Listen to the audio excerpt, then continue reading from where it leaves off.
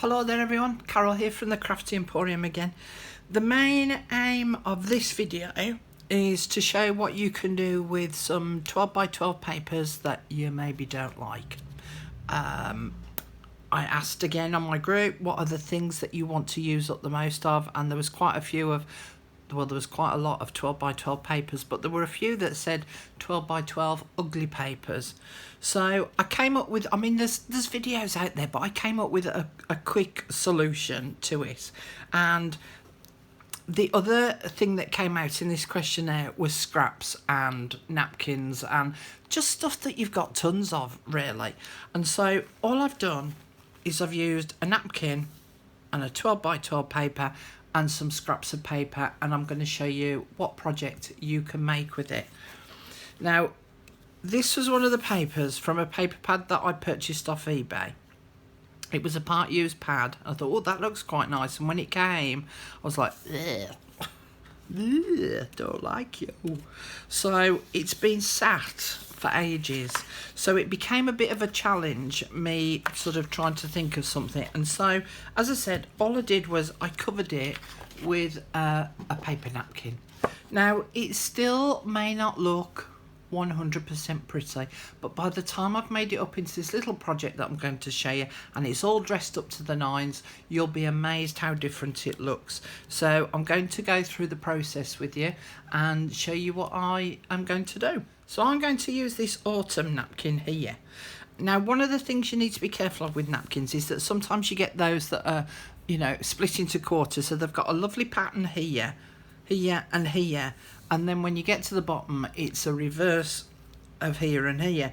And so it doesn't sort of work as an all over pattern. So like on this one, we've got right in here, that's the right way up, and then right in here, that's the wrong way up. I'm not going to worry about that, because by the time I've dressed it up, I'm probably going to be covering over those words anyway.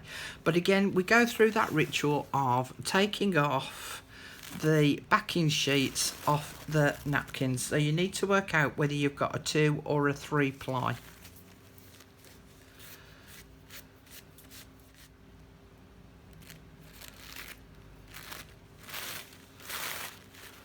Now I've got my napkin all prepared, I'm just going to fold it back on itself a little so that I've got a little bit of the design showing here, and I'm just going to put it off to one side. I'm going to put some glue on here, and I'm going to use my multi-medium matte glue by Ranger.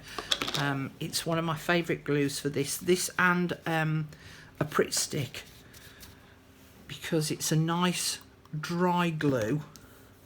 And I'm just going to paste some glue along this bottom edge. Now you might want to put some protective surface down, because we're going to go off the edge of the paper to make sure that we've got it well covered. And I'm only going to do about a quarter of the way up, and then I'm going to sit this napkin on top, lining it up against that bottom edge.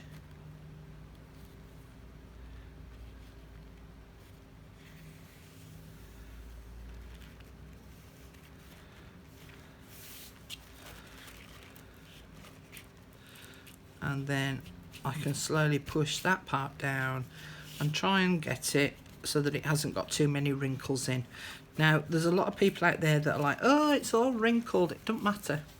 It adds to the texture of what it is that you're creating. And then I can pull that back, and I can now continue on gluing the remainder of this a bit at a time, stick a bit down, a bit more glue, stick the next bit down, and so on and so forth until I've got the whole sheet covered. And as you'll see, the majority of paper napkins are bigger than 12 by 12, so it will overhang the edges a bit, and I'll need to trim that off. So I'll come back in a second when I've finished gluing this down. So I finished gluing that down, and I'm just using an old plastic card, and I'm just running it over very lightly to make sure that it's all nice and flat and adhered to that background paper, and especially around the edges. Now with that pattern paper, you can see there's not much of it showing through. A little bit of it is, but I don't mind that so much because it now looks like these leaves are actually growing up a trellis. The same with this piece here. It looks like it's growing up a trellis, so I'm okay with that. Now I'm going to put a light layer of glue on the top. So with this glue, it is quite expensive, but I just think it gives a really lovely finish. And if you use it sparingly, you don't want clumps and clumps of it on. I'm just going to very carefully, and I'm just using the very tip of my brush here to just lightly brush it over the top, and then spreading it out by brushing in the opposite direction. So I'm painting it on vertically and then doing it horizontally, and it spreads that glue out. That's now all painted up with my glue. I'm going to set this to one side and just leave it to dry. You might find that just occasionally it just lifts off a little, but don't worry about that. Just push it down with a little bit of glue. Because it's so absorbent, this paper, the glue will actually seep through and help it to contact the background paper again. So yeah, all done. So this is now all dried out, and I'm going to cut myself a back cover and a front cover. So the back cover I'm going to cut to 3 inches wide, and I need to look at the direction of the pattern of the tissue paper or the napkin. So I didn't want to cut it that way. So 3 inches wide, and I need 2 pieces. 3 inch, 3 inch. So one's the back cover and one's the front cover. Now the back cover needs to be 3 inch by 11 inch. So I'm just going to cut an inch off. So I'm going to measure it along the bottom on this side of the trimmer to 1 inch, because I know that this is a 12-inch pad. So I've cut that little bit off, and then the front cover piece needs to be 9 inches. So let's get that done.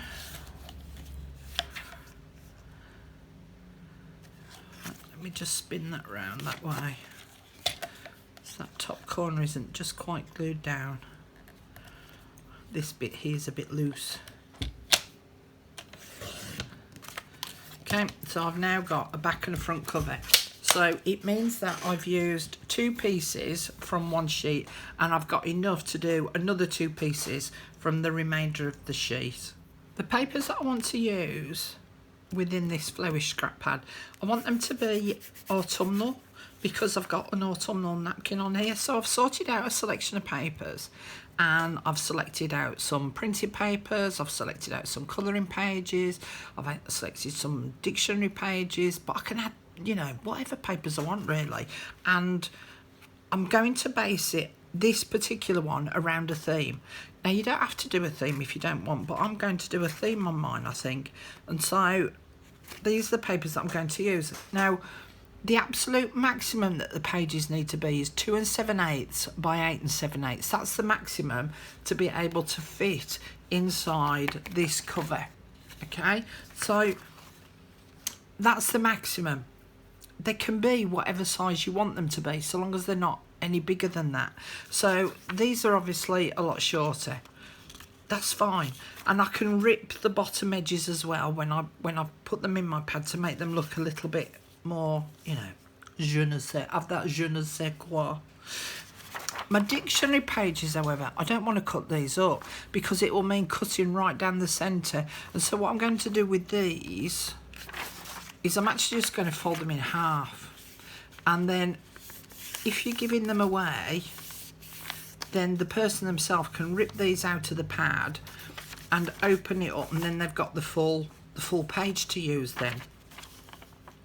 I might need to chop a bit off the top and the bottom, but I'll measure it all out and see what's going on. Now on one of these pages, this one, very autumnal, it's got the acorns on it, but on the back there's a selection of tags and borders and things, which I thought was really quite pretty.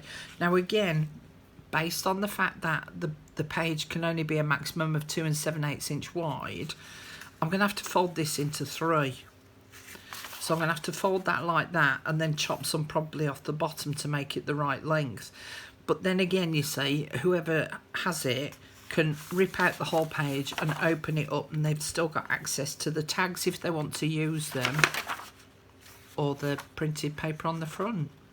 So I'm going to sort these out, chop all these down, and then I'll come back and I'll show you how I'm going to put it all together. See you in a minute. So as you can see, I've got all my papers collated together.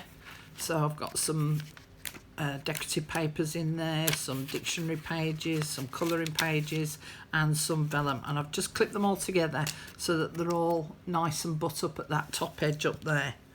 And you can also see that it's much longer than the actual back cover piece.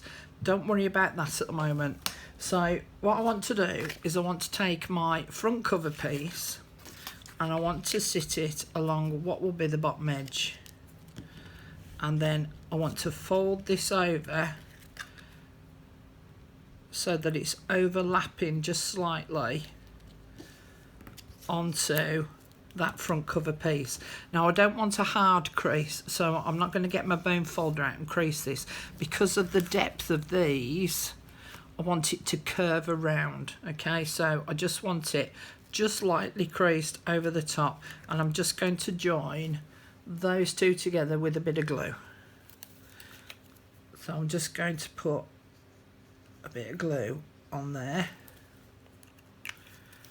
just to hold it in place for now. So I'm only overlapping it by, let's see, about 1/8 of an inch. And then the next thing I want to do is I want to punch a circle in the top up here. And I'm just going to mark it. Now you can measure this if you want. I'm not a measury person. So I'm going to do it about there. Bring it up close for you to see. You can see I've done it sort of centrally across here, roughly. And then about 1/4 of an inch, 3/8 of an inch down from the top folded edge here. And then I'm going to punch a hole.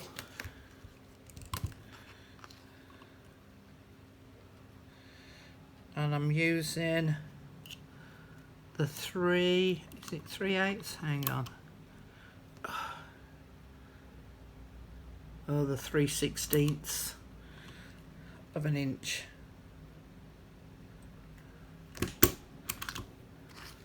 Okay, so I've now got a hole at the top. Now I want these to just sit inside. So if I put that in and mark that first one, I've butt them right the way up to the top. And I'm just going to mark that first one.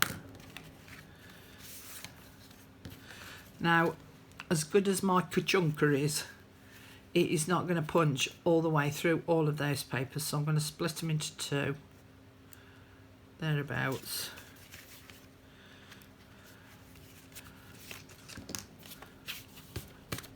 Tap them, unwrap them.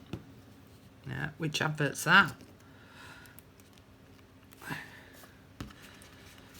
Terry's chocolate orange, one of my favourites.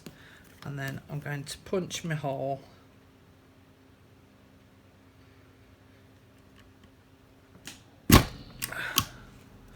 through those first few sheets. And then going to line them up again.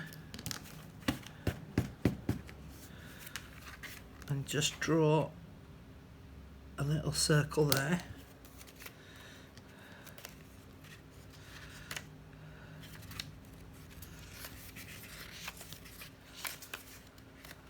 There we go. I've now got the position for my next hole.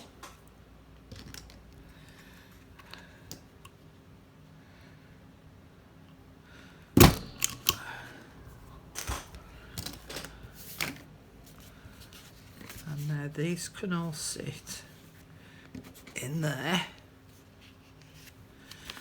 Because if you want to put metal eyelets on your front and your back cover, then you can do, but you don't have to.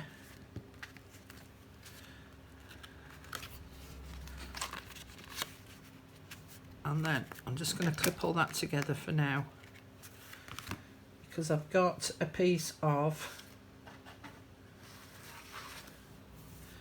silk fabric that I dyed up. It's really pretty. Twizzle it round.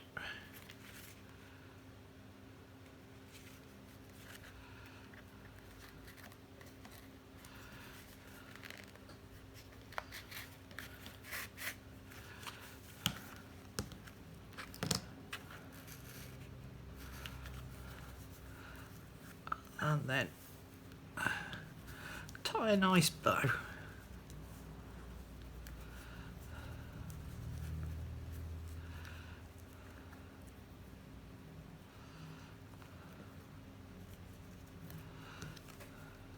course you could just use ribbon or seam binding.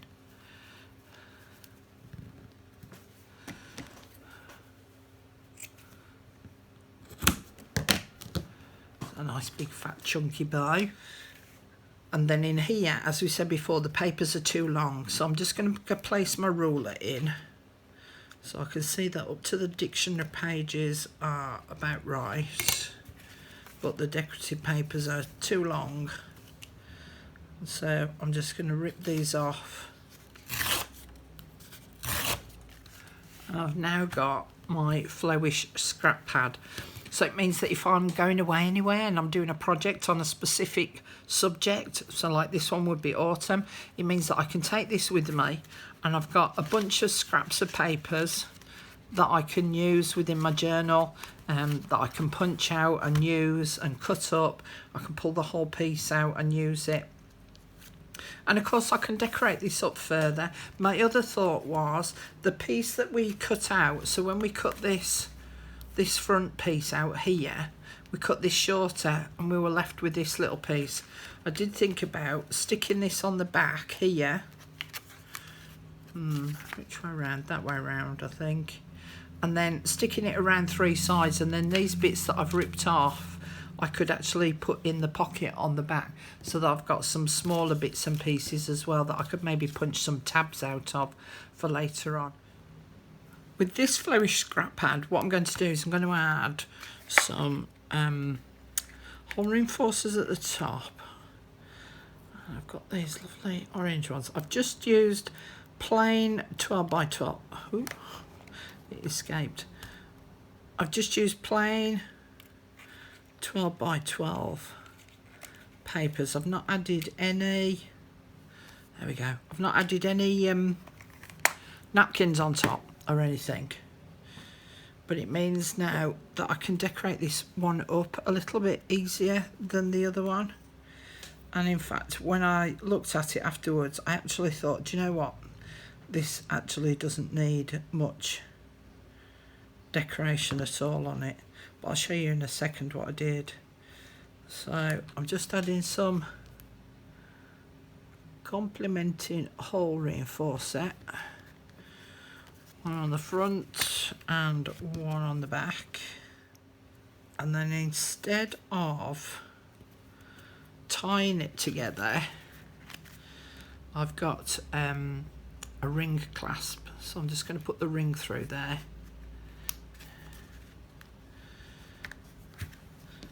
And then the other thing that I've done is I've gone through, this is a Tim Holtz pack, it's the Field Notes pack that I've been through, and I've sorted out some pieces to go on it. So I've ripped the edges of this piece and inked it up. So I've had to play about with the pieces beforehand and laid it out as I thought. So I've already got a rough idea where everything is going to go. Then I've got a stamp.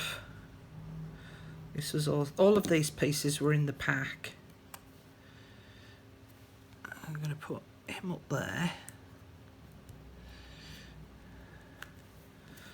And then I've got a flower that I want to stick on there, but I'm not going to push it down just yet because I've got this little piece that I want tucking behind it. But I mean, that's the knack with doing little layouts like this, is get all the little bits and pieces out and have a play before you actually stick them in place, to make sure that they're something that you like. And then this piece, I've got a date stamp, and so I'm going to sit that on there, but I'm going to put some pads underneath it. With this little piece, also from out the pack, I'm going to date stamp it, and I'm date stamping it the 1st of June 2020. There we go. As I've done that before now, stamped it, not waited for the ink to dry, and it's gone and all smudged. Lovely. Put those on the back.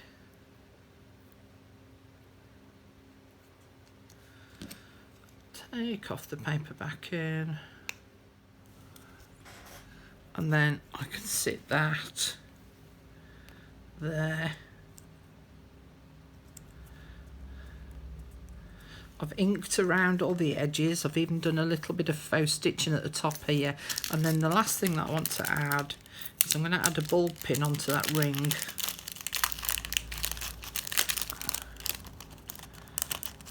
And I'm going to add a charm onto it.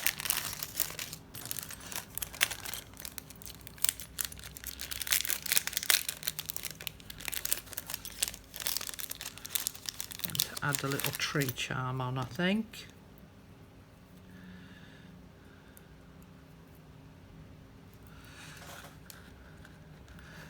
But not only is it decorative, it's now become useful, because as I say, if you're making one of these for yourself and you're going away on a journey or something, you've now got a charm, and you can add several charms onto that, onto that pad.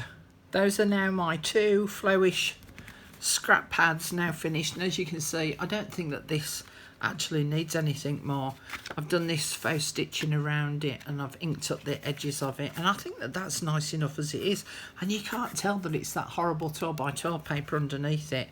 And then this one, because it was plainer paper, I've just decorated the front up with some bits and pieces. So those are my Flowish scrap pads. I hope that you'll have a go at making some yourself, and either give them away as a random act of kindness, or maybe a group could run a swap and then you could swap some.